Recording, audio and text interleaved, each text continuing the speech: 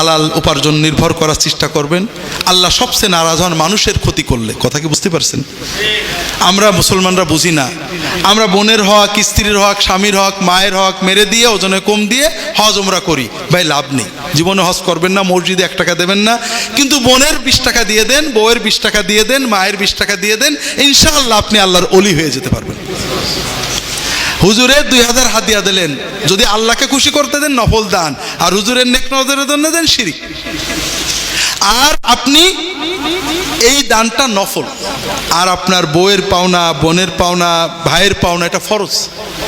কাজেই সবসময় মনে রাখবেন আল্লাহ মায়ের চেয়ে আপন। মা সহজেই মাফ করে, ঠিক না? ভাই বোনকে সহজে মাফ করে।